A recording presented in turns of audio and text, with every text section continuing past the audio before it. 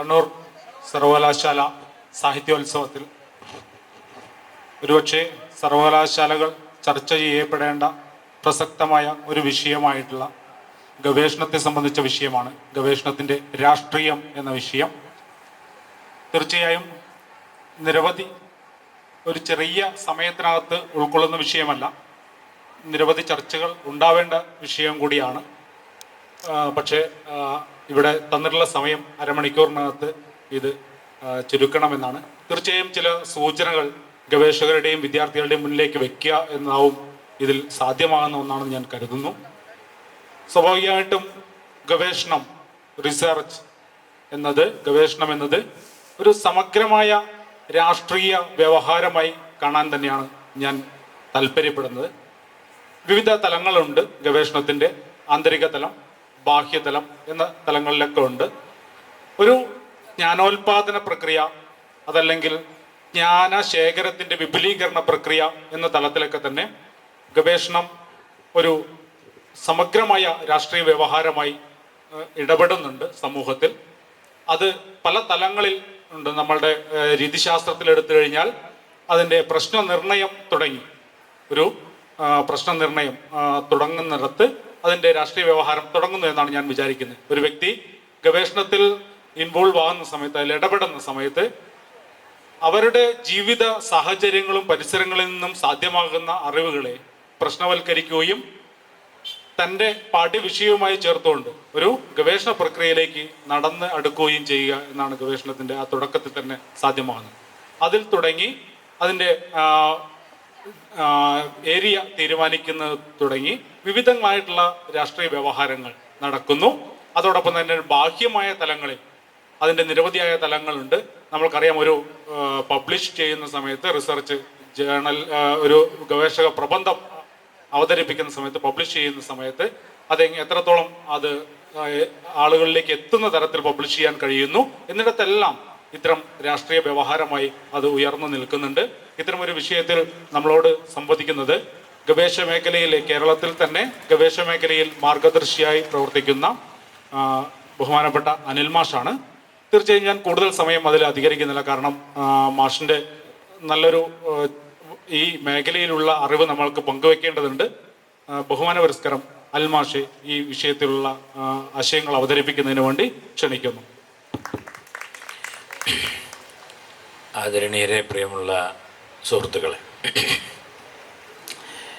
ഗവേഷണത്തിൻ്റെ രാഷ്ട്രീയം എന്ന ഈ വിഷയം ഡോക്ടർ മണികണ്ഠൻ പറഞ്ഞതുപോലെ വളരെ ചുരുങ്ങിയ ഒരു സമയത്തിനകം അവതരിപ്പിക്കുക എന്നത് അല്പം പ്രയാസമുള്ള കാര്യമാണ്. എങ്കിലും അതിലെ വളരെ കാതലായ ചില പ്രമേയങ്ങൾ പ്രമേയ രൂപത്തിൽ അവതരിപ്പിക്കാനാണ് ഞാൻ ഉദ്ദേശിക്കുന്നത്. അതിൻ്റെ വിശദാംശങ്ങളിലേക്ക് പോകുന്നില്ല. ഒന്നാമത്, രാഷ്ട്രീയം എന്നാൽ എന്താണ്? അതൊരു പ്രധാനപ്പെട്ട ചോദ്യമാണ്. അതിന് പല ഉത്തരം പറയാൻ. രാഷ്ട്രത്തെ സംബന്ധിച്ചതാണ് രാഷ്ട്രീയം എന്നൊക്കെ ആളുകൾ പറയാറുണ്ട്.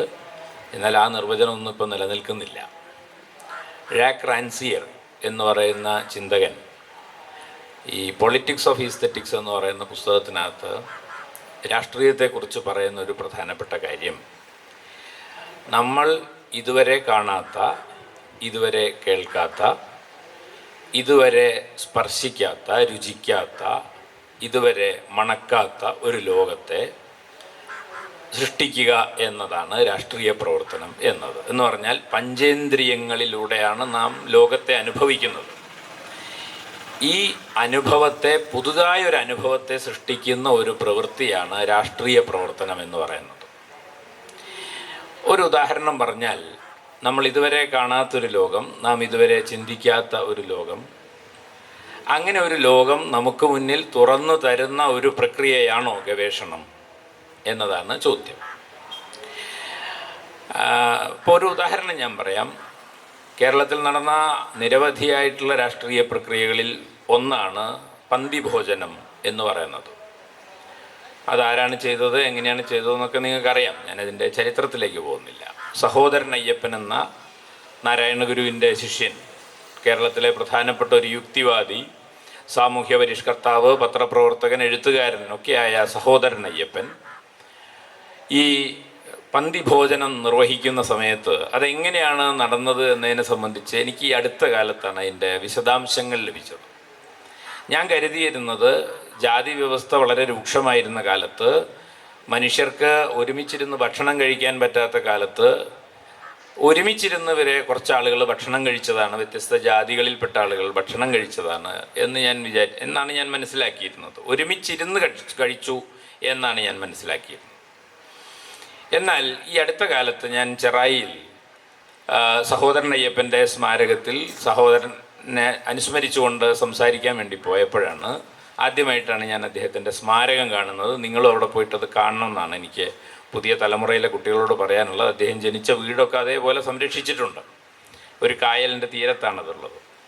അവിടെ എഴുതി വച്ചിരിക്കുന്ന ഒരു കാര്യം, സഹോദരൻ അയ്യപ്പൻ ഇത് നിർവഹിച്ചത് ഏതാനും ഈഴവ സുഹൃത്തുക്കളും പുലയ സമുദായത്തിൽ നിന്നുള്ള ചില സമര ഭടന്മാരും അയ്യപ്പനോടൊപ്പം വന്ന് അവർ ആ കൂട്ടത്തിലുണ്ടായിരുന്ന പുലയ സമുദായത്തിൽ നിന്നുള്ളൊരു കുട്ടി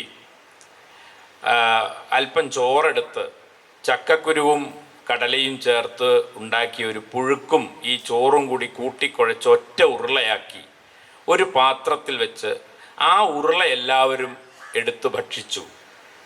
അതാണ് പന്തി ഭോജനം, അല്ലാതെ അടുത്തിരുന്ന് ഊണ് കഴിച്ചതല്ല. അവിടെയാണ് അതൊരു പുതിയ അനുഭവമാണ്. ഒരാൾ കഴിച്ച ഭക്ഷണത്തിൽ നിന്ന് ഒരംശം നിങ്ങൾ കഴിക്കുമ്പോൾ നിങ്ങൾക്കുണ്ടാകുന്ന രുചിഭേദത്തെയാണ്, നിങ്ങളുടെ ശരീരത്തിനുണ്ടാകുന്ന സവിശേഷമായ ഒരു അനുഭവത്തെയാണ് മിശ്രഭോജനം എന്ന് പറയുന്നത്. അതൊരു പുതിയ ലോകം നിങ്ങളുടെ മുന്നിൽ തുറക്കുകയാണ് ചെയ്യുന്നത്.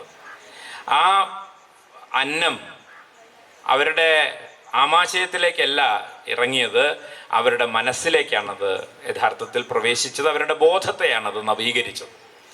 അങ്ങനെ വളരെ പുതിയ ചില അനുഭവങ്ങളിലൂടെ ഉപ്പ് കുറുക്കാൻ പോകുന്ന സ്ത്രീകളെ പറ്റി കഴിഞ്ഞ സെഷനിൽ സംസാരിച്ചു.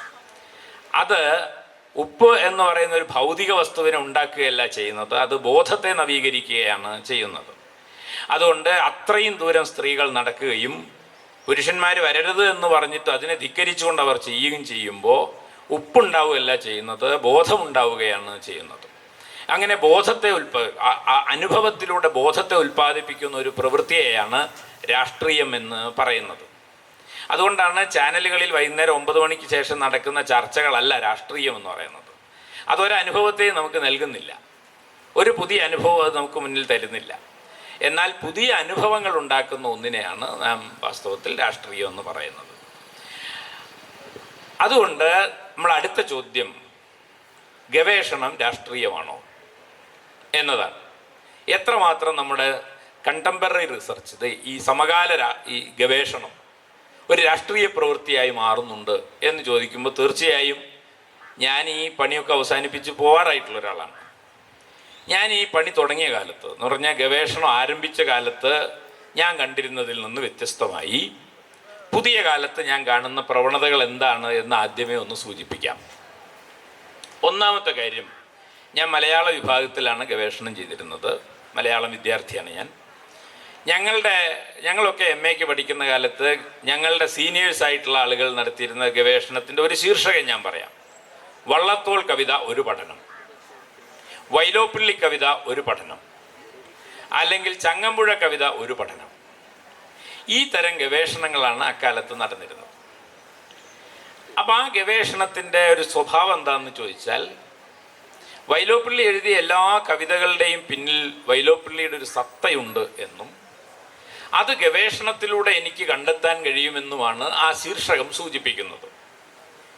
അങ്ങനെ പാഠകേന്ദ്രിതവും, അതൊന്നും വിശദീകരിക്കാൻ സമയമില്ലാത്തതുകൊണ്ട് ഞാനത് വിശദീകരിക്കുന്നില്ല, പാഠകേന്ദ്രിതവും കർത്തൃകേന്ദ്രിതവുമായ ഗവേഷണങ്ങളാണ് ഞങ്ങളുടെ കാലം എന്നുള്ളതിനെ ഞാൻ സാമാന്യമായി ആധുനികതയുടെ കാലത്ത് നിർവഹിക്കപ്പെട്ടിരുന്നത്. മലയാളത്തിലെ ആദ്യത്തെ ഗവേഷണങ്ങളിൽ ഒന്നാണ് Chelanatt അച്യുതമേനോൻ്റെ Ezhuthachan and his age എന്ന് പറയുന്ന ഗവേഷണ പ്രബന്ധം. അത് ലണ്ടൻ സർവകലാശാലയിലാണ് സമർപ്പിക്കപ്പെട്ടത്, ഇംഗ്ലീഷിലാണ് സമർപ്പിക്കപ്പെട്ടത്. മലയാളത്തിലെ ആദ്യത്തെ ഗവേഷണ പ്രബന്ധം ഇംഗ്ലീഷിലാണ് സമർപ്പിക്കപ്പെട്ടത്. കാരണം അന്നിവിടെ സർവകലാശാലകൾ ഉണ്ടായിരുന്നില്ല, മലയാളം ഡിപ്പാർട്ട്മെൻറ്റ് ഉണ്ടായിരുന്നില്ല. എന്താണ് ആ ഗവേഷണ പ്രബന്ധത്തിൻ്റെ അർത്ഥം? ഞാൻ വരുന്നത് തുഞ്ചത്തെഴുത്തച്ഛൻ്റെ പേരിലുള്ള മലയാള സർവകലാശാലയിൽ നിന്നാണ്. വാസ്തവത്തിൽ എഴുത്തച്ഛൻ എന്നൊരാൾ ജീവിച്ചിരുന്നോ നമുക്ക് അറിഞ്ഞുകൂടാ. അദ്ദേഹത്തിൻ്റെ പേര് നമുക്ക് അറിഞ്ഞൂടാ, അദ്ദേഹത്തിൻ്റെ കൃതികൾ ഏതൊക്കെയാണെന്ന് നമുക്ക് അറിഞ്ഞൂടാ, അദ്ദേഹത്തിൻ്റെ ദേശം ഏതാണെന്ന് അറിഞ്ഞൂടാ.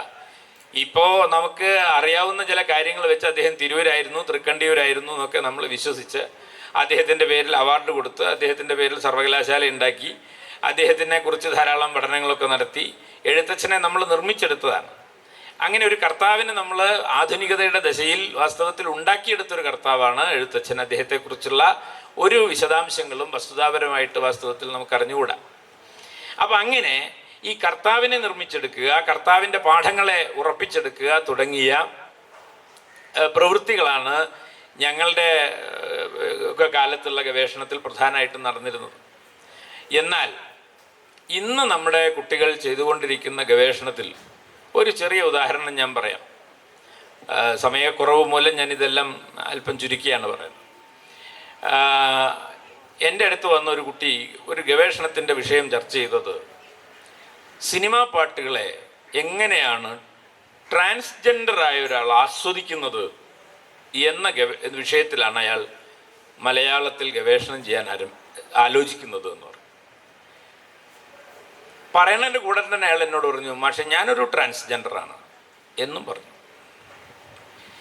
ഞാൻ ആകെ അത്ഭുത പരതന്ത്രനായത് ചലച്ചിത്രഗാനത്തെപ്പറ്റി ഈ അടുത്ത കാലത്ത് പലരും ഗവേഷണം ചെയ്തിട്ടുണ്ട്.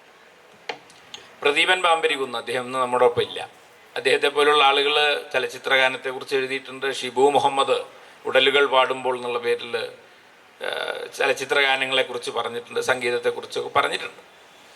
ഈ കുട്ടി പക്ഷേ പറയുന്നത് ഒരു ട്രാൻസ്ജെൻഡർ അനുഭവം എന്താണ് പാട്ട് കേൾക്കുമ്പോൾ.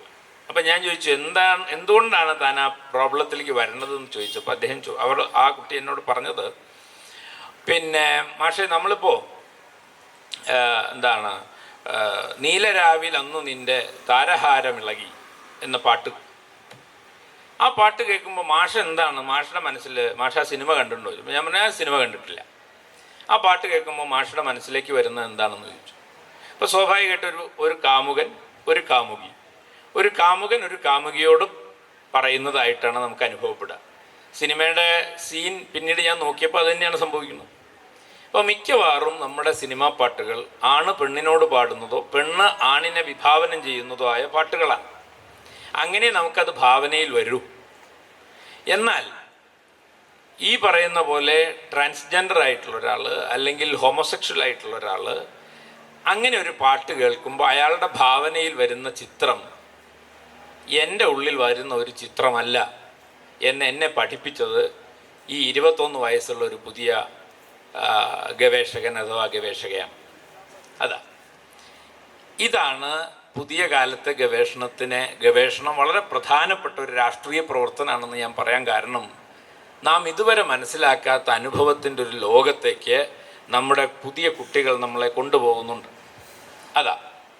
പണ്ട് ഞങ്ങൾ ഇന്ദുലേഖ ക്ലാസ്സിൽ പഠിപ്പിക്കുമ്പോൾ ഞങ്ങളെയൊക്കെ പഠിപ്പിച്ചത് ഇന്ദുലേഖ ആധുനിക സ്ത്രീ ജീവിതത്തിൻ്റെ ഉത്തമ മാതൃകയാണെന്നാണ് പഠിപ്പിച്ചത്. കാരണം ഇന്ദുലേഖ പ്രേമിക്കുന്നുണ്ട്, മാധവനെ പ്രേമിക്കുന്നുണ്ട്. 1889 പ്രേമിക്കുന്നത്, ചെറിയ കാലമല്ല, വളരെ കാലം മുമ്പ് 19-ാം നൂറ്റാണ്ടിൽ പ്രണയം എന്നൊക്കെ പറഞ്ഞാൽ വളരെ വിപ്ലവകരമായൊരു കാര്യമാണ്. അവൾ ഇംഗ്ലീഷ് പഠിക്കുന്നുണ്ട്, അവൾ തൊപ്പി തുന്നും, പിയാനോ വായിക്കും, അങ്ങനെയൊക്കെയുള്ള ഒരു നായികയാണ് ഈ ഇന്ദുലേഖ. വലിയ പാണ്ഡിത്യമുള്ളവളാണ്. മാത്രമല്ല ഈ കാമുകൻ എന്ന് പറയുന്ന ആളെ പേരാ വിളിക്കുക, മാധവൻ എന്നാണ് വിളിക്കുന്നത്. അങ്ങനെ പിന്നീട് അയാൾ ഭർത്താവുമ്പോഴും മാധവൻ എന്നാണ് വിളിക്കുന്നത്. അങ്ങനെ ഭർത്താവിനെയും കാമുകനെയും ഒക്കെ പേര് വിളിക്കുന്ന ഒരു സ്ത്രീയെ നമുക്ക് 1889 ആലോചിക്കാൻ പറ്റില്ല. പണ്ട് മൊയ്തു മൗലവിക്ക് അദ്ദേഹത്തെ ഭാര്യ പേര് വിളിക്കണം എന്ന് ആഗ്രഹം ഉണ്ടായിരുന്നു. പക്ഷേ വക്കം അബ്ദുൽ ഖാദർ മൗലവി, മൊയ്തു മൗലവി അല്ല, വക്കം അബ്ദുൽ ഖാദർ മൗലവിക്ക് തൻ്റെ ഭാര്യ തന്നെ പേര് വിളിക്കണം എന്ന് ആഗ്രഹം ഉണ്ടായിരുന്നു. അത് ഒരിക്കലും ഭാര്യ ചെയ്യില്ല, കുട്ടികളെ വാപ്പാന്ന് മാത്രമേ പറയുള്ളൂ. അപ്പോൾ അദ്ദേഹം ചെയ്തത് തൻ്റെ ഒരു മകൻ അബ്ദുൽ ഖാദർ തന്നെ പേരിട്ടു, തൻ്റെ പേരെന്നെ മകനിട്ടു. അപ്പോൾ എന്തായാലും ഭാര്യ അബ്ദുൽ ഖാദറെ എന്ന് വിളിക്കുമല്ലോ, അത് കേൾക്കാൻ വേണ്ടിയിട്ടാണ് മോന് സ്വന്തം പേരിട്ടതെന്ന്. അദ്ദേഹമാണ് വക്കം അബ്ദുൽ ഖാദർ എന്ന കേസരിക്ക് ഏറ്റവും പ്രിയപ്പെട്ട നിരൂപകനായി മാറിയത്. അത് വേറൊരു വിഷയം. അപ്പോൾ ആ കാലത്ത് ഇത് ഈ 20-ാം നൂറ്റാണ്ടിൽ പോലും നമുക്ക് ആലോചിക്കാൻ പറ്റാത്ത കാര്യമാണ് ഭർത്താവിനെ പേര് വിളിക്കുന്നത്. അപ്പോഴാണ് 1889 നായിക കാമുകനെയും ഭർത്താവായിട്ടുള്ള ആളെയും പേര് വിളിക്കുന്നത്. അപ്പം ഞങ്ങളൊക്കെ അക്കാലത്ത് എഴുതി, ഇതിലും മേലെ എന്ത് വിപ്ലവമാണ് ഇനി വരാനിരിക്കുന്നത്. ഏറ്റവും ഉദാത്തമായ സ്ത്രീ മാതൃകയായി ഞങ്ങൾ ഇന്ദുലേഖയെ അടയാളപ്പെടുത്തി. പക്ഷേ ഞാനിപ്പോൾ കുട്ടികളെ ക്ലാസ് പഠിപ്പിക്കുമ്പോൾ ഇതെല്ലാം പറഞ്ഞു കഴിയുമ്പോൾ കുട്ടികൾ ചോദിക്കണം, മാഷെ ഒരു സംശയമുണ്ട്. അപ്പോൾ എന്താണോ സംശയം? അല്ല, മാഷ് പറഞ്ഞല്ലോ ഈ ഭയങ്കര വിപ്ലവകാരിയായിട്ടുള്ളൊരു നായികയാണ് ഈ ഇന്ദുലേഖ. ഞങ്ങൾക്കുള്ള സംശയം എന്താണെന്ന് വെച്ചാൽ, ഇന്ദുലേഖയ്ക്ക് അവസാനം എന്താ പറ്റിയത് മാഷിന്? അപ്പം ഞാൻ ചോദിച്ചു, ഇന്ദുലേഖ മാധവനെ വിവാഹം കഴിച്ചു, മദ്രാസിലേക്ക് പോയി. മദ്രാസ് പോയിട്ട് എന്താ ചെയ്തത് മാഷേ? മാധവൻ എന്താ ചെയ്തത്? മാധവൻ കലക്ടറായി. ഇന്ദുലേഖയോ? ഇന്ദുലേഖ മാധവൻ്റെ ശ്രീരാമചന്ദ്രന്മാരെ പോലെയല്ല, എന്താ സൂര്യചന്ദ്രന്മാരെ പോലെയുള്ള 2 മക്കളെ പ്രസവിച്ചു. സസുഖം വാണു എന്നാണ് എഴുതിയിരിക്കുന്നത്. മാധവൻ്റെ സൂര്യചന്ദ്രന്മാരെ പോലുള്ള 2 മക്കളെ പ്രസവിക്കാൻ എന്തിനാ മാഷെ ഇംഗ്ലീഷ് പഠിക്കുന്നത്? എന്തിനാ തൊപ്പി തുന്നണത്? എന്തിനാ പിയാനോ വായിക്കുന്നതെന്നാണ് ക്ലാസ്സിലിരിക്കുന്ന ഒരു കുട്ടി ചോദിക്കുന്നത്. അതാണ് ഗവേഷണത്തിൻ്റെ രാഷ്ട്രീയം എന്ന് പറയുന്നത്. അപ്പോൾ ഒരു മധ്യവർഗ കുടുംബിനിയെ രൂപപ്പെടുത്തുന്ന ഒന്നാണ് ഇന്ദുലേഖ എന്ന് തിരിച്ചറിയുന്ന ഒരു പഠനത്തെയാണ് നാം സമകാലത്ത് രാഷ്ട്രീയമുള്ള ഗവേഷണം എന്ന് പറയുന്നത്. അതാ. അതുകൊണ്ട് ഒരു കാര്യം എനിക്ക് പറയാം, ലോകത്ത് പല കാര്യങ്ങളും നമ്മൾ നിരാശപ്പെടുത്തുന്നതാണ്. പക്ഷേ മലയാള ഗവേഷണം യഥാർത്ഥത്തിൽ ഈ ലോകത്തെ വളരെയധികം മുന്നോട്ട് കൊണ്ടുപോകുന്ന ഒന്നാണെന്ന ശുഭപ്രതീക്ഷയോടുകൂടിയാണ് ഒരുപക്ഷെ ഈ സർവീസ് തീരുന്ന കാലയളവിൽ ഞാൻ ഇറങ്ങിപ്പോകുന്നത്. ഞങ്ങൾ ചെയ്തതിനേക്കാൾ മഹത്തായ കാര്യങ്ങളാണ് ഞങ്ങളുടെ കുട്ടികൾ ചെയ്തുകൊണ്ടിരിക്കുന്നത്. ഞങ്ങൾ വൈലോപ്പിള്ളി ഒരു പഠനം, വള്ളത്തോളൊരു പഠനം എന്ന മട്ടിൽ എഴുത്തുകാരനെയും കൃതികളെയും ഉറപ്പിച്ചെടുക്കാനുള്ള പഠനമാണ് നിർവഹിച്ചുകൊണ്ടിരുന്നതെങ്കിൽ പുതിയ കാലത്തെ കുട്ടികൾ പുതിയ അനുഭവ ലോകമാണ് തേടിക്കൊണ്ടിരിക്കുന്നത്. ആ അനുഭവ ലോകത്തിലൂടെ ഒരു പുതിയ ബോധമുണ്ടാക്കിയെടുക്കുന്ന പ്രവൃത്തിയെയാണ് യഥാർത്ഥത്തിൽ ഗവേഷണം എന്ന് പറയുന്നത് എങ്കിൽ അതൊരു രാഷ്ട്രീയ പ്രവർത്തനമാണെന്നാണ് ഞാൻ പറഞ്ഞത്. ഡോക്ടർ കമ്മിറ്റിക്ക് ഇരിക്കുമ്പോൾ കുട്ടികൾ ഈ വാതിൽ കടന്നു വരുമ്പോൾ ഒരു തട്ടട്ട കുട്ടിയാണ് വരുന്നതെങ്കിൽ തീർച്ചയായിട്ടും അവളുടെ വിഷയത്തിൻ്റെ മുകളിൽ ഒരു പ്രമേയം എന്താവുമെന്ന് എനിക്ക് ഊഹിക്കാൻ പറ്റും. മുസ്ലിം സ്ത്രീ പ്രതിനിധാനം അതുണ്ടാവില്ല. ആണ് മുസ്ലിം സ്ത്രീ പ്രതിനിധാനം സമകാല മലയാള നോവലിൽ. അല്ലെങ്കിൽ അതേപോലെ ഒരു കുട്ടി ഒരു ദളിത് വിഷയമായിട്ട് വരുന്നുണ്ടെങ്കിൽ അത് അവളുടെ ജീവിത പരിസരത്തിൽ നിന്ന് അവൾ കണ്ടെത്തുന്നൊരു വിഷയമാണ്. ട്രാൻസ്ജെൻഡറായ ഒരാൾ ആ അനുഭവ ലോകത്തെ ഉറപ്പിക്കാനാണ് ശ്രമിക്കുന്നത്. അങ്ങനെ പാഠത്തെയും കർത്താക്കളെയും ഉറപ്പിക്കാനുള്ള ഗവേഷണത്തിന് പകരം അനുഭവങ്ങളെ തിരിച്ചു പിടിക്കാനും അനുഭവങ്ങളെ അന്വേഷണത്തിൻ്റെയും ജ്ഞാനോൽപാദനത്തിൻ്റെയും കേന്ദ്രമാക്കാനുമുള്ള ധീരമായ ശ്രമം നടത്തിക്കൊണ്ടിരിക്കുന്ന ഒരു ആധുനിക തലമുറയുടെ മുന്നിലാണ് ഒരു അധ്യാപകൻ എന്ന നിലയ്ക്ക് ഞാൻ നിൽക്കുന്നത്. എന്നെ അവരാണ് പഠിപ്പിക്കുന്നത്, അവരാണ് എന്നെ തിരുത്തിക്കൊണ്ടിരിക്കുന്നത്. അതാണ് ഇതിൽ ഏറ്റവും പ്രധാനപ്പെട്ട കാര്യം. അതുകൊണ്ട് സമകാല ഗവേഷണത്താണ് ഞങ്ങളുടെ കാലത്തുള്ള ഗവേഷണത്തെക്കാൾ മൗലികമായ ഗവേഷണം, രാഷ്ട്രീയ സ്വഭാവമുള്ള ഗവേഷണം എന്നാണ് ഞാൻ വിചാരിക്കുന്നത്. ഇനി രണ്ടാമത്, ഗവേഷണത്തിന് വാസ്തവത്തിൽ സംഭവിച്ചുകൊണ്ടിരിക്കുന്ന ചില മാറ്റങ്ങളുണ്ട്. അതിൻ്റെ സംവിധാനപരമായ മാറ്റത്തെയാണ് ഞാൻ ഉദ്ദേശിക്കുന്നത്. ഞങ്ങൾ പഠിക്കുന്ന കാലത്ത് നമ്മളൊരു ഗവേഷണ വിഷയം തിരഞ്ഞെടുത്തൊരു സിനോപ്സിസ് ഉണ്ടാക്കി ഒരു ഡോക്ടർ കമ്മിറ്റിയുടെ മുന്നിൽ പോയി അത് അവതരിപ്പിച്ചാൽ അത് അംഗീകരിക്കപ്പെട്ടു. അങ്ങനെയല്ല. എന്നാൽ ഇന്ന് ഗവേഷണം അങ്ങനെയല്ല. ഗവേഷണത്തിൽ ഗൈഡും സ്റ്റുഡൻറ്റും തമ്മിലുള്ള അന്വേഷണം ആരംഭിക്കുന്നതിന് മുമ്പ് 1 വർഷം നിങ്ങൾക്ക് കോഴ്സ് വർക്ക് എന്ന് പറയുന്നൊരു സംവിധാനം ഉണ്ടായിട്ടുണ്ട്. അത് വാസ്തവത്തിൽ കുട്ടികൾക്ക് ഗവേഷണത്തിലേക്ക് പ്രവേശിക്കുന്നതിന് വളരെയധികം സഹായിക്കുന്ന ഒന്നായിട്ടാണ് എനിക്ക് തോന്നിയിട്ടുള്ളത്. അതിൻ്റെ ഒരു കാര്യം എന്താണെന്ന് ചോദിച്ചാൽ, താൻ ചെയ്യാൻ പോകുന്ന ഗവേഷണ മേഖലയെ പറ്റിയുള്ള സമഗ്രമായ വിവരശേഖരണത്തിന് വിഷയത്തിലേക്ക് പ്രവേശിക്കുന്നതിന് മുമ്പ് തന്നെ അതിനുള്ള ഒരു മുന്നൊരുക്കം വാസ്തവത്തിൽ പൂർത്തീകരിക്കാനുള്ളൊരു സമയം ഈ കോഴ്സ് വർക്കിൻ്റെ ഭാഗമായിട്ട് ലഭിക്കുന്നുണ്ട്. പണ്ട് ഈ കോഴ്സ് വർക്ക് എന്നൊരു ഏർപ്പാടുണ്ടായിരുന്നില്ല. അതിനുശേഷം ഈ 6 മാസം കൂടുമ്പോഴുള്ള നമ്മുടെ ഇവാലുവേഷൻ ഉണ്ട്. ആ ഇവാലുവേഷനിൽ ഓരോ സമയത്തും നമ്മൾ ഡോക്ടർ കമ്മിറ്റിയിലുള്ള ആളുകളായിട്ട് കണ്ടുമുട്ടുകയാണ്. മാത്രമല്ല അവസാനം ഓപ്പൺ ഡിഫൻസ് എന്നുള്ളൊരു ഏർപ്പാടുണ്ട്. ഞങ്ങൾക്കൊന്നും അത് ഉണ്ടായിരുന്നില്ല. ഏതെങ്കിലും ഒരു എക്സ്പേർട്ടിനെ വിളിച്ച് വൈവ മാത്രമേ നടന്നിരുന്നുള്ളൂ. ആ എക്സ്പേർട്ടും ഗൈഡും ഈ സ്റ്റുഡൻറ്റും കൂടി ഇരുന്നിട്ടുള്ളൊരു ഏർപ്പാടായിരുന്നു. ഇപ്പോൾ ഓപ്പൺ ഡിഫൻസാണ്. ഞാനിത് എന്തുകൊണ്ടാണ് പറയണമെന്ന് ചോദിച്ചാൽ, നിരവധിയായ സാമൂഹ്യമായ ഇടപെടലുകൾക്ക് വേദി ഒരുക്കാൻ കഴിയുന്ന ഒരു സംവിധാനമാണ് ഇപ്പോൾ വാസ്തവത്തിൽ ഗവേഷണ മേഖലയിലുള്ളത്.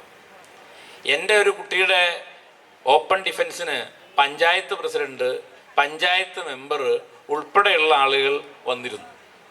അതാണ്, അവർ പോലും ഈ കാര്യത്തിൽ ഇടപെട്ട് ചോദ്യം ചോദിക്കുന്നുണ്ട്. തെയ്യത്തെക്കുറിച്ച് ഗവേഷണം ചെയ്യുന്ന ഒരു കുട്ടിയുടെ ഓപ്പൺ ഡിഫൻസിന് ഒരു തെയ്യം കലാകാരൻ വന്നത് അയാളുടെ കുടുംബസമേതം വന്ന് ചോദ്യങ്ങൾ ചോദിച്ചത് എൻ്റെ അനുഭവത്തിലുള്ള ഒരു കാര്യമാണ്. അതുകൊണ്ട് നമ്മുടെ നാട്ടിൽ ചില പണ്ഡിതന്മാർ പറയുന്നത് കേരളത്തിൽ ഏറ്റവും മോശപ്പെട്ട ഗവേഷണം നടക്കുന്നത് മലയാളത്തിലാണെന്നാണ്. ഞാനങ്ങനെ വിചാരിക്കുന്നില്ല. ആനന്ദധാരയുടെ എന്താ എന്ന അക്ഷരം എഴുതാൻ അറിയാത്ത കുട്ടികളാണ് ഗവേഷണത്തിന് വരുന്നതെന്നാണ് ഒരു കവി പറഞ്ഞത്. അതിനോട് ഞാൻ യോജിക്കുന്നില്ല. എൻ്റെ കവിതയെയും അദ്ദേഹത്തെയും ഞാൻ വളരെയധികം മാനിക്കുന്നു. എനിക്ക് വളരെ ബഹുമാനമുള്ള കവി സുഹൃത്താണ് അദ്ദേഹം. പക്ഷേ അക്ഷരം പോലും അറിയാത്തവരാണ് ഇന്ന് ഗവേഷണത്തിന് വരുന്നത് എന്നത് അസംബന്ധമാണ്. ഞാൻ നേരത്തെ പറഞ്ഞ പോലെ നാം ഇതുവരെ കാണാത്ത അനുഭവ ലോകങ്ങൾ തേടിപ്പിടിച്ചു വരികയും വളരെ ഗൗരവമായി ഇത്തരം ഗവേഷണ വിഷയങ്ങളിൽ ഏർപ്പെട്ടുകൊണ്ടിരിക്കുകയും ചെയ്യുന്നവരാണ് പുതിയ ഗവേഷകർ. ആനന്ദധാരേൻ്റെ എന്താ തെറ്റി അത് തിരുത്താൻ ഇത്ര വലിയ പണിയില്ല, അതൊന്ന് പറഞ്ഞു കൊടുത്താൽ മതി. അതാണ്. അപ്പം അതുകൊണ്ട് ഈ കാര്യത്തിൽ മലയാള ഗവേഷണത്തെക്കുറിച്ച് ഞാൻ പറയുമ്പോൾ ഇത് മലയാളത്തിൻ്റെ മാത്രം ഒരു പ്രത്യേകതയല്ല. കഴിഞ്ഞ ആഴ്ച ഞാൻ ഒരു ക്ലാസ് എടുക്കാൻ, ഗവേഷണത്തെക്കുറിച്ച് ഒരു ക്ലാസ് എടുക്കാൻ പോയത് അറബിക് ഡിപ്പാർട്ട്മെൻറ്റിലാണ്, കാലിക്കറ്റ് യൂണിവേഴ്സിറ്റിയിൽ. അറബിക് ഡിപ്പാർട്ട്മെൻറ്റിൽ ആ ക്ലാസ് കഴിഞ്ഞപ്പോൾ ഒരു കുട്ടി എന്നോട് വന്ന് ചോദിച്ചത്, പക്ഷേ ഈ മെറ്റാഫിക്ഷനെ പറ്റി മലയാളത്തിൽ വല്ല പഠനവും നടന്നിട്ടുണ്ടോ എന്നാണ്. അതുകൊണ്ട് അറബിക് ഡിപ്പാർട്ട്മെൻറ്റിൽ അതികഥയെപ്പറ്റി അന്വേഷിക്കുന്ന ഒരു കുട്ടിയുണ്ട്. ആണ് കേരളത്തിലെ അറബി പണ്ഡിതന്മാരുടെ പാരമ്പര്യം അന്വേഷിക്കുന്ന ഗവേഷണം നടക്കുന്നുണ്ട്. നേരത്തെ സ്ത്രീ ജീവിതത്തിൻ്റെ പാരമ്പര്യത്തെക്കുറിച്ച് പറഞ്ഞില്ലേ? അങ്ങനെ ഓരോ മനുഷ്യരും തങ്ങളുടെ സാമൂഹികമായ അസ്തിത്വത്തെ വീണ്ടെടുക്കുന്ന ധൈഷണിക പ്രവർത്തനത്തെയാണ് സമകാലത്ത് ഗവേഷണം എന്ന് പറയുന്നത്. അതിനൊരു അക്ഷരത്തെറ്റിൻ്റെ പേരിൽ നിങ്ങൾക്ക് അപഹസിക്കാനോ മാറ്റി നിർത്താനോ കഴിയില്ല എന്ന ഉറച്ച ബോധ്യമുള്ള ഒരാളാണ് ഞാൻ. അതുകൊണ്ട് ഞാൻ മലയാളത്തെക്കുറിച്ച് പറയുന്നതിൻ്റെ കാര്യം എൻ്റെ അനുഭവലോകം അതായതുകൊണ്ടാണ്. എന്നാൽ അറബിക് ഡിപ്പാർട്ട്മെൻറ്റിൽ നടക്കുന്നത് എന്താണ്? മുസ്ലിം, നേരത്തെ പറഞ്ഞ പോലെ ഇന്ത്യ പോലൊരു രാജ്യത്ത് നിങ്ങൾ പല മനുഷ്യരെയും പുറത്താക്കിക്കൊണ്ടിരിക്കുകയാണ്. അങ്ങനെ ഇന്ത്യൻ ദേശീയത എന്ന് പറയുന്നത് പല മനുഷ്യരെയും അപരവൽക്കരിക്കുന്ന ഒരു കാലത്ത് ഞങ്ങളിവിടെ ഉണ്ട്, ഞങ്ങളിവിടെ ഉണ്ടായിരുന്നു, ഞങ്ങളിവിടെ ഉണ്ടാവുമെന്ന് ഉറപ്പിക്കുന്ന ഗവേഷണമാണ് ആ മേഖലകളിൽ നടക്കുന്നത്. അതുകൊണ്ട് കൊടി പിടിക്കുന്നതും മുദ്രാവാക്യം വിളിക്കുന്നതും മാത്രമല്ല രാഷ്ട്രീയം എന്ന് പറയുന്നത്. ഈ കുട്ടികളെല്ലാം ഇന്ന് വാസ്തവത്തിൽ ചെയ്തുകൊണ്ടിരിക്കുന്നത് മൗലികമായ ഗവേഷണമാണ്.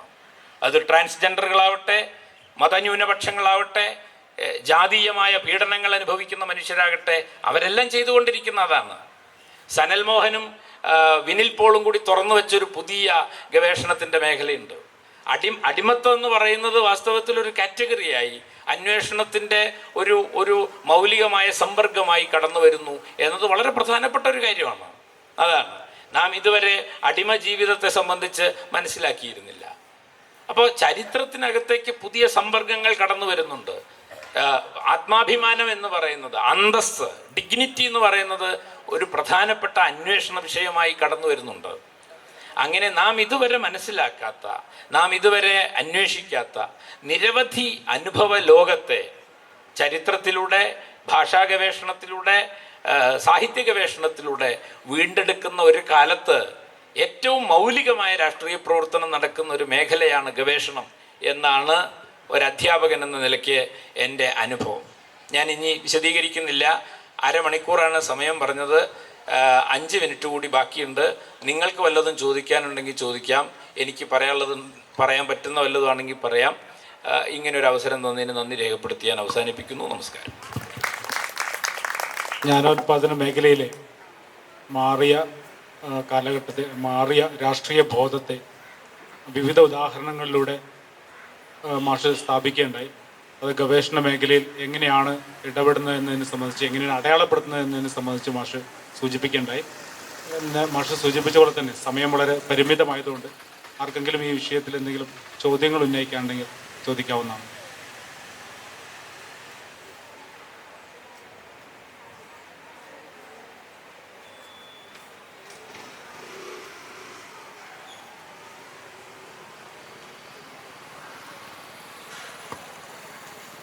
ആരും വലിയ ചോദ്യങ്ങളൊന്നും ഉന്നയിക്കുന്നില്ല. പക്ഷേ നമുക്ക് ഇതിൽ എനിക്ക് തോന്നുന്നത് ഒരുപക്ഷെ മാറിയ സാമൂഹ്യ ഘടന, അപ്പോൾ ആധുനിക കാലഘട്ടം അത്താണ് ഞങ്ങൾ റിസർച്ച് ചെയ്തതെന്ന് മാഷ് സൂചിപ്പിക്കുകയുണ്ടായി. അതിൻ്റെ മാറ്റത്തെ സാമൂഹ്യ ഘടനയിലുള്ള രാഷ്ട്രീയ ബോധ്യത്തിലുള്ള അതോടൊപ്പം തന്നെ ഗവേഷകരിൽ കടന്നു വന്നിട്ടുള്ള ബോധ്യത്തിൻ്റെ മാറ്റത്തെയൊക്കെ തന്നെ മാഷ് വളരെ കൃത്യമായിട്ട് അടയാളപ്പെടുത്തുകയുണ്ടായി. ഒരുപക്ഷെ ഒരു ആധുനികോത്തര സമൂഹം എന്ന രീതിയിൽ അത് എത്രത്തോളമാണ് മാഷെ ഈ ഗവേഷക പ്രബന്ധങ്ങളിൽ അടയാളപ്പെടുത്തുന്നതെന്ന് സൂചിപ്പിക്കാൻ കഴിയും? ഞാൻ നേരത്തെ പറഞ്ഞ പോലെ ഈ വളരെ സെൻട്രലൈസ്ഡ് ആയിട്ടുള്ള, കേന്ദ്രീകൃതമായിട്ടുള്ള ഒരു ജ്ഞാന വ്യവസ്ഥ കൂടുതൽ വികേന്ദ്രീകൃതമാക്കപ്പെടുന്ന ഒരു കാലത്തെയാണ് ഞാൻ ഡോക്ടർ മണികണ്ഠൻ പറഞ്ഞ ഈ ആധുനികോത്തരത അല്ലെങ്കിൽ പോസ്റ്റ് മോഡേൺ എന്നൊരു സങ്കല്പത്തെക്കുറിച്ച് ഞാൻ മനസ്സിലാക്കുന്നത്. അപ്പം അതുകൊണ്ട് ഈ വികേന്ദ്രീകൃതമായൊരു ജ്ഞാനോൽപാദനത്തിൻ്റെ പുതിയ പരിസരം രൂപപ്പെട്ടു വന്നിട്ടുണ്ട്. അത് പ്രമേയത്തിൻ്റെ കാര്യത്തിൽ, രീതിശാസ്ത്രത്തിൻ്റെ കാര്യത്തിൽ. രീതിശാസ്ത്രത്തെക്കുറിച്ച് നമ്മൾ ഇതുപോലെ തന്നെ ഗവേഷണത്തിൻ്റെ സിനോപ്സിസ് എഴുതുമ്പോൾ സാധാരണ നമ്മൾ ഗവേഷണത്തിൻ്റെ രീതിശാസ്ത്രം എന്താണെന്ന് എഴുതും. അങ്ങനെ ഇന്നത്തെ ഗവേഷണത്തിൻ്റെ രീതിശാസ്ത്രത്തിൻ്റെ ഏറ്റവും പ്രധാനപ്പെട്ട പ്രത്യേകത അത് ഈ ഏത് പ്രശ്നമാണോ നാം അഭിമുഖീകരിക്കുന്നത് ആ പ്രശ്നത്തെ മറികടക്കുന്നതിനാവശ്യമായ തിയറി. ഈ തിയറി എന്നുള്ള വാക്കിന് സിദ്ധാന്തം എന്നാണ് മലയാളം. ഞാൻ നേരത്തെ പറഞ്ഞ ഇന്ദുലേഖയുടെ നോവൽ തുടങ്ങുമ്പോൾ തന്നെ മാധവൻ പറയുന്നത് സിദ്ധാന്തം ആരായാലും കാട്ടരുതെന്നാണ്. അവിടെ സിദ്ധാന്തം എന്നുള്ളതിനർത്ഥം പിടിവാശി എന്നാണ്. അതുകൊണ്ട് തിയറി എന്നുള്ള വാക്ക് യഥാർത്ഥത്തിൽ സിദ്ധാന്തം എന്നുള്ള അതിൻ്റെ വിവർത്തനം അസംബന്ധമാണ്. തിയോറിയ എന്നുള്ള വാക്കിൽ നിന്നാണ് തിയറി ഉണ്ടാകുന്നത്. അതിൽ നിന്ന് തന്നെയാണ് തിയേറ്റർ എന്നുള്ള വാക്ക് ഉണ്ടാകുന്നത്. അതുകൊണ്ട് തിയറി എന്ന് പറഞ്ഞാൽ ഏതെങ്കിലും ഒരു പ്രശ്നത്തെ നോക്കിക്കാണുക എന്നാണ് അർത്ഥം. ഏതെങ്കിലും ഒരു പ്രശ്നത്തെ നോക്കിക്കാണുക ഉള്ള ഒന്നിനെയാണ് നമ്മൾ സിദ്ധാന്തം, മലയാളത്തിൽ സിദ്ധാന്തം എന്നുള്ള തെറ്റായ വാക്ക് ഉപയോഗിക്കുന്നതെന്നാണ് ഞാൻ പറഞ്ഞത്. അപ്പോൾ നമ്മൾ നോക്കിക്കാണുക. അങ്ങനെ നോക്കുന്നതിനകത്ത് സിദ്ധാന്തത്തെ സംബന്ധിച്ച് അല്ലെങ്കിൽ തിയറിയെ സംബന്ധിച്ച് വളരെ സ്വാഭാവികമായി നാം ഏത് പ്രശ്നത്തെയാണോ അഭിമുഖീകരിക്കുന്നത് ആ പ്രശ്നത്തെ മറികടക്കുന്നതിനാവശ്യമായ ഒരു നോട്ടപ്പാടിനെയാണ് നാം ഇന്ന് തിയറി എന്ന് വിളിക്കുന്നത്. അതിൻ്റെ ധാരാളം സാധ്യതകൾ രൂപപ്പെട്ടു വരിക. നമ്മൾ പഠിക്കുന്ന, മനസ്സിലാക്കുന്ന പല ആശയങ്ങളും വാസ്തവത്തിൽ തിയറിയല്ല. നമ്മൾ മിഷേൽ ഫൂക്കോ ഒരു തിയറി അവതരിപ്പിച്ചിട്ടില്ല. അദ്ദേഹം ഒരു മെത്തഡോളജി അവതരിപ്പിക്കുകയാണ് ചെയ്യുന്നത്. ആർക്കിയോളജി എന്ന് പറയുന്ന ഒരു സവിശേഷമായ മെത്തഡോളജി അവതരിപ്പിക്കുകയാണ് അദ്ദേഹം ചെയ്തത്.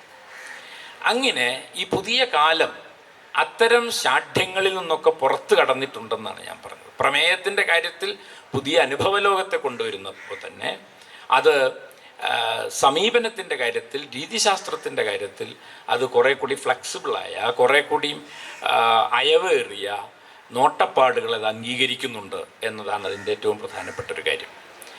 ഇങ്ങനെയൊക്കെ നമ്മൾ പറയുമ്പോഴും, സമയം കഴിഞ്ഞു, ഇങ്ങനെയൊക്കെ നമ്മൾ പറയുമ്പോഴും ഏറ്റവും പ്രധാനപ്പെട്ട ഒരു കാര്യം, ഇന്നത്തെ ഒരു ഇന്ത്യയിൽ ഞാൻ ഈ പറയുന്ന ശുഭകരമായ കാര്യങ്ങൾ നടക്കുമ്പോൾ തന്നെ വളരെ അശുഭകരമായ ഒരു കാര്യം നടന്നുകൊണ്ടിരിക്കുന്നുണ്ട്. അത് മറ്റൊന്നുമല്ല, ഈ ഗവേഷണം എന്ന് പറയുന്നത് നേരത്തെ പറഞ്ഞ പോലെ അതിൻ്റെ എല്ലാ തരം വിമോചന സ്വഭാവത്തെയും ഇല്ലാതാക്കുന്ന നയങ്ങളും നടപടികളുമാണ് ഇന്ത്യൻ സർവകലാശാലകളിൽ, പ്രത്യേകിച്ചും കേരളത്തിന് പുറത്തുള്ള സർവകലാശാലകളിൽ സംഭവിച്ചു കൊണ്ടിരിക്കുന്നത്. അവിടെ വളരെ ബ്രാഹ്മണിക്കലായ ഈ പറയുന്ന ഒരു പ്രത്യയശാസ്ത്രത്തെ, ഗോപികൃഷ്ണൻ്റെ വാക്കുപയോഗിച്ച് പറഞ്ഞാൽ പൊളിറ്റിക്കൽ ബ്രാഹ്മണിസം, ഈ പറയുന്ന കലാശാലകളുടെ ഉള്ളടക്കമായി മാറ്റിക്കൊണ്ടിരിക്കുന്ന ഒരു പ്രവണത നിർവഹിക്കുന്ന ഒരു കാലത്ത് നിങ്ങൾ ഞാൻ കണ്ട എൻ്റെ കുട്ടികൾ നിർവഹിച്ചുകൊണ്ടിരിക്കുന്ന ഇന്നത്തെ ഈ സമകാല ഗവേഷണം എന്ന് പറയുന്നത് ഒരിക്കലും സുഖകരമായിരിക്കില്ല. അത് വലിയൊരു സമരത്തിലേക്ക്, വലിയൊരു സംഘർഷത്തിലേക്ക് നയിക്കും. അതാണ് ഇന്ന് JNUവിൽ നടക്കുന്നത്, അതാണ് സെൻട്രൽ യൂണിവേഴ്സിറ്റികളിൽ നടക്കുന്നത്. അത് വാസ്തവത്തിൽ നാം കരുതുന്ന പോലെ ഏതെങ്കിലും കുട്ടികളുടെ രാഷ്ട്രീയ മുന്നണികൾ തമ്മിലുള്ളൊരു തർക്കമല്ല. ജ്ഞാനസിദ്ധാന്തപരമായൊരു പ്രശ്നം അതിനകത്തുണ്ട്, ഭവശാസ്ത്രപരമായൊരു പ്രശ്നം അതിനകത്തുണ്ട്. അത് വളരെ ഗൗരവമേറിയതാണ്. സയൻസ് എന്നത് ഇന്ന് ശാസ്ത്ര മേഖലയിൽ അംഗീകരിക്കപ്പെട്ട ഒന്നാണ് എന്ന് ആദ്യം എൻ്റെ അനിയൻ പറഞ്ഞപ്പോൾ ഞാൻ വിചാരിച്ചത് അവൻ തമാശയായിട്ട് പറഞ്ഞ ഒന്നാണ്. അവനൊരു ഫിസിക്സ് അധ്യാപകനാണ്. ഇതുപോലുള്ളൊരു സ്ഥാപനത്തിലാണ് അയാൾ റിസർച്ചും അയാൾ പഠിപ്പിച്ചുകൊണ്ടിരിക്കുന്നത്. അപ്പോൾ അയാൾ പറഞ്ഞത്, ഞങ്ങൾക്കൊന്നും ഇപ്പോൾ പഴയ പോലത്തെ ഗവേഷണത്തിനൊന്നും ഫണ്ട് ലഭിക്കുന്നില്ല, ഞങ്ങളുടെ കൂടെയുള്ള പല ആളുകളും സയൻസിലേക്ക് മാറിക്കഴിഞ്ഞു എന്നാണ്. അങ്ങനെ പശുവിൻ്റെ ചാണത്തിലും മൂത്രത്തിലും ഗവേഷണം നടക്കുന്ന ഒരു കാലത്ത് ഈ ട്രാൻസ്ജെൻഡറുകളുടെ ചലച്ചിത്രഗാന അനുഭവത്തെക്കുറിച്ച് പഠിക്കുന്ന കുട്ടി, വാസ്തവത്തിൽ ആ കുട്ടി വെല്ലുവിളിക്കുന്നത് വളരെ കേന്ദ്രീകൃതമായ ഈ പൊളിറ്റിക്കൽ ബ്രാഹ്മണിസത്തെയാണ്. അതിനെ എത്രമാത്രം അതിജീവിക്കാൻ കഴിയുമെന്നത്, ഇന്ത്യക്ക് എത്രമാത്രം അതിജീവിക്കാൻ കഴിയും, മനുഷ്യർക്ക് എത്ര അതിജീവിക്കാൻ കഴിയുമെന്ന ചോദ്യമാണ് എന്ന് കൂട്ടിച്ചേർത്തുകൊണ്ട് ഇതിനൊരവസരം തന്നതിന് ഒരിക്കൽ കൂടി നന്ദി പറഞ്ഞ് ഞാൻ അവസാനിപ്പിക്കുന്നു. നമസ്കാരം. പക്ഷേ ഗവേഷണത്തെ ഒരു അതിജീവന പോരാട്ടമായിട്ട് അടയാളപ്പെടുത്താനാണ് മാഷ് ശ്രമിച്ചത്. ചെറിയ തലത്തിൽ മാത്രമാണ് നമ്മളിതിന് ഇപ്പം ഈ ചർച്ചയിലൂടെ മുന്നോട്ട് വെച്ചത്. എന്ന് വെച്ചാൽ ഒരുപക്ഷെ ഗവേഷണത്തിൻ്റെ ആന്തരിക തലത്തിൽ തന്നെ ഒരു ചെറിയ പോയിന്റിലാണ് മാഷ് പറഞ്ഞതെങ്കിലും അത് വളരെ വിപുലമായി സൂചിപ്പിക്കേണ്ടത്. അതോടൊപ്പം തന്നെ ബാഹ്യമായ ഒരു തലം കൂടെ മാഷ് പറഞ്ഞ് സൂചിപ്പിച്ചു വെച്ചു എന്നുള്ളതാണ്. ഒരുപക്ഷെ ഗവേഷണത്തിൽ ഫണ്ട് അനുവദിക്കുന്നത് മുതൽ ഒരു സത്യാനന്തര കാലഘട്ടം എന്ന രീതിയിൽ ഇത്തരം റിസർച്ച് പബ്ലിക്കേഷനുകൾ അടയാളപ്പെടുത്തുന്ന രീതിയിൽ വരെ നടന്നു പോകുന്ന രാഷ്ട്രീയമായ ഇടപെടലുകളും വ്യവഹാരങ്ങളും ഒരു വലിയ ചർച്ചയായി തന്നെ സർവകലാശാലകളിൽ ഇത്തരം വേദികൾ ഉയർന്നു വരേണ്ടതുണ്ട്. ഒരുപക്ഷെ ഇതിൻ്റെ സമയപരിമിതി കൊണ്ട് നമ്മൾ ഈ വിഷയം ഇവിടെ അവസാനിപ്പിക്കുകയാണ്. ഈ വിഷയത്തിൽ വളരെ ഗംഭീരമായ കാഴ്ചപ്പാട് മുന്നോട്ട് വെച്ച അനിൽ മാഷിനോട് ഈ സമിതിക്ക് വേണ്ടിയുള്ള നന്ദി അറിയിക്കുന്നു. അതോടൊപ്പം തന്നെ സഹകരിച്ച എല്ലാ പ്രേക്ഷകരോടും നന്ദി അറിയിച്ചുകൊണ്ട് അവസാനിപ്പിച്ച് അറിയിക്കുന്നു.